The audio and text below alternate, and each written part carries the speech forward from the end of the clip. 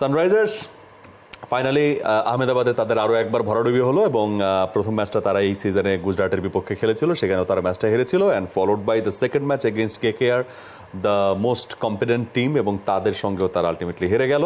So devastating, মানে এই যে ডেভাস্টেটিং একটা টিম হয়ে ওঠা, ট্রাভিস হেড, অভিষেক শর্মা, ক্লাসেনদের যে ক্যারিজমেটিক ব্যাটিং সেটা আলটিমেটলি কাজে আসেনি। কেকেআরের জয় আমরা দেখলাম for the fourth time they are into the final.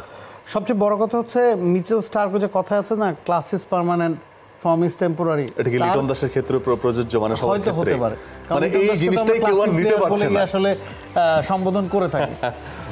তো স্টার্কই আসলে যা করার পাওয়ার প্লেতে করে দিয়েছে। শুরুতে যখন 3টা উইকেট স্টার্ক নিয়ে নিয়েছেন তখন পুরোপুরি ম্যাচের দখলটা কলকাতা নিয়ে নিয়েছে এবং এরপরে ওই দখলটা তারা ছাড়েনি।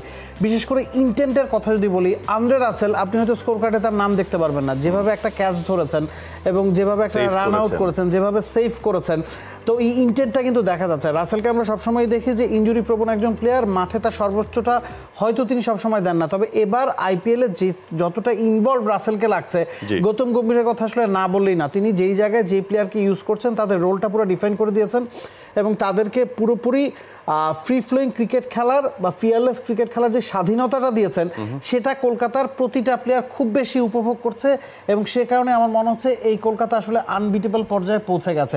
আমরা বলছিলাম অফ এয়ারে যে ভারতকে আমরা বিশ্বকাপে যেমনটা দেখেছি ফাইনালের আগ পর্যন্ত এই কলকাতাকে তেমন মনে হচ্ছে। আইপিএলে কখনো একটা দলকে এতটা ডমিনেট করতে দেখা যায় না, কারণ দলগুলোর মধ্যে 19-20 পার্থক্য। কলকাতা কিন্তু ওই জায়গায় নিজেদেরকে আলাদা করে নিয়েছে, এতে কোনো সন্দেহ নাই। এবং শাহরুখ খানের কথাও আসলে বলতে হয়, যেভাবে তিনি প্রতি ম্যাচে মাঠে আসছেন, যেভাবে উজ্জীবিত করছেন, পুরো স্পটলাইটটা তিনি কেড়ে নিচ্ছেন, তবে সেখান থেকে যেভাবে খেলোয়াড়দেরকে আবার ফেরত দিচ্ছেন সেটাও কিন্তু আসলে আউটস্ট্যান্ডিং। শাহরুখ খান স্ক্রিনে আমি শাহরুখের জন্য ওয়েট করছিলাম। মানে এই মানুষটা আপনি যেটা বললেন, এই সিজনটাতে তিনি আসলেই মানে ট্রিমেন্ডাস আউটস্ট্যান্ডিং মাঠে এসছেন এবং আমরা তার কিছু ভিডিও ভাইরাল হতে দেখেছি প্লেয়ারদেরকে মোটিভেট করা। আমরা এলএসজির মালিককেও দেখলাম কেএল রাহুলের সঙ্গে কিভাবে ইন্টারঅ্যাক্ট করেছিলেন, আবার শাহরুখকে দল হারার পরে দেখলাম কিভাবে দলকে রাজস্থানের বিপক্ষে যখন মোটিভেশন দিয়ে তাদেরকে একটা স্টেবল জায়গায় নিয়ে গেলেন। মানে সো এটা কিন্তু একটা বড় ব্যাপার, বড় ফ্র্যাঞ্চাইজি হওয়া বা ফ্র্যাঞ্চাইজির যোগ্য মালিক হওয়া এবং টিমের জন্য একজন মোটিভেটর হওয়া, যাকে দেখলে টিম উজ্জীবিত হয়ে যায় যে মানে তিনি এসছেন বা তাকে দেখলাম, ইট মিনস আমি কিছু ফুয়েল পাবো।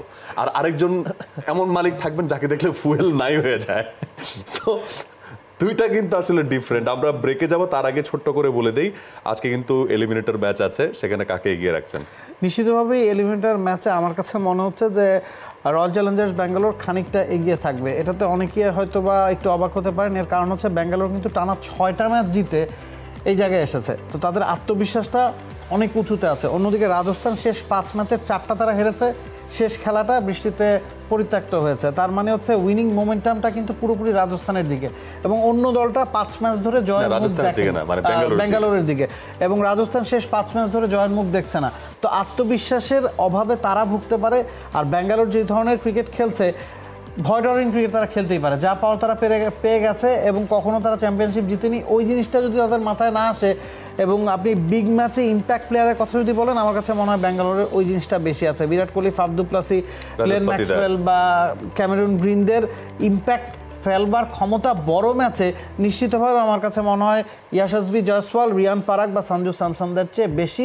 তবে বোলিং লাইন আপটা নিশ্চিতভাবে রাজস্থানের ভালো, সেটা ঠিক আছে। তবে রাজস্থানের আমার কাছে মনে হয় অনেক দর্শকরাও কিন্তু আজকে কমেন্টে তারা আসলে বলেছিলেন যে সমস্যাটা আসলে কোথায়। আমার কাছে মনে হচ্ছে রাজস্থানের যে মেন প্রবলেম, তাদের সঞ্জু স্যামসন এবং রিয়ান পরাগের উপর অনেক বেশি নির্ভরশীলতা। জস বাটলারের না থাকা তো আছে, এবং এই দুজন পারফর্মার শুরু থেকে অলমোস্ট এভরি ম্যাচে পারফর্ম করে যাওয়া, মানে তাদেরকেই পারফর্ম করতে হচ্ছে, এর বাইরে বাকিরা একটু অন অ্যান্ড অফ থাকা, সেই জায়গাটা আমার কাছে মনে হয় যে কিছুটা অফ ব্যালেন্সড করেছে। বাট তাদের বোলিং খুবই ভালো, সেখানে মানে আশ্বিন রয়েছেন, আবেশ খান্ডা রয়েছেন, they are doing really good.